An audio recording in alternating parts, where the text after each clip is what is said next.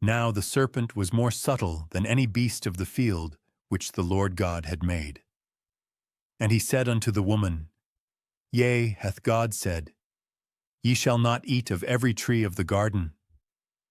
And the woman said unto the serpent, We may eat of the fruit of the trees of the garden. But of the fruit of the tree which is in the midst of the garden, God hath said, Ye shall not eat of it, neither shall ye touch it, lest ye die. And the serpent said unto the woman, Ye shall not surely die. For God doth know that in the day ye eat thereof, then your eyes shall be opened, and ye shall be as gods, knowing good and evil. And when the woman saw that the tree was good for food, and that it was pleasant to the eyes, and a tree to be desired to make one wise, she took of the fruit thereof, and did eat, and gave also unto her husband with her. And he did eat. And the eyes of them both were opened, and they knew that they were naked, and they sewed fig leaves together, and made themselves aprons. And they heard the voice of the Lord God walking in the garden in the cool of the day. And Adam and his wife hid themselves from the presence of the Lord God amongst the trees of the garden. And the Lord God called unto Adam, and said unto him, Where art thou? And he said, I heard thy voice in the garden, and I was afraid, because I was naked, and I hid myself. And he said, Who told thee that thou wast naked? Hast thou eaten of the tree, whereof I commanded thee that thou shouldest not eat? And the man said, The woman whom thou gavest to be with me, she gave me of the tree, and I did eat. And the Lord God said unto the woman, What is this that thou hast done? And the woman said, The serpent beguiled me, and I did eat.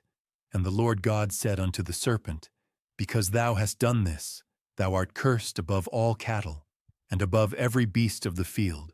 Upon thy belly shalt thou go, and dust shalt thou eat all the days of thy life. And I will put enmity between thee and the woman, and between thy seed and her seed. It shall bruise thy head, and thou shalt bruise his heel. Unto the woman he said, I will greatly multiply thy sorrow and thy conception. In sorrow thou shalt bring forth children, and thy desire shall be to thy husband, and he shall rule over thee. And unto Adam he said, Because thou hast hearkened unto the voice of thy wife, and hast eaten of the tree of which I commanded thee, saying, Thou shalt not eat of it. Cursed is the ground for thy sake. In sorrow shalt thou eat of it all the days of thy life. Thorns also and thistles shall it bring forth to thee, and thou shalt eat the herb of the field. In the sweat of thy face shalt thou eat bread, till thou return unto the ground. For out of it wast thou taken, for dust thou art, and unto dust shalt thou return. And Adam called his wife's name Eve, because she was the mother of all living. Unto Adam also and to his wife did the Lord God make coats of skins, and clothed them. And the Lord God said, Behold, the man is become as one of us, to know good and evil. And now, lest he put forth his hand, and take also of the tree of life, and eat, and live forever.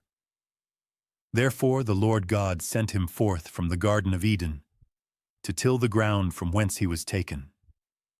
So he drove out the man, and he placed at the east of the Garden of Eden cherubims, and a flaming sword which turned every way, to keep the way of the tree of life.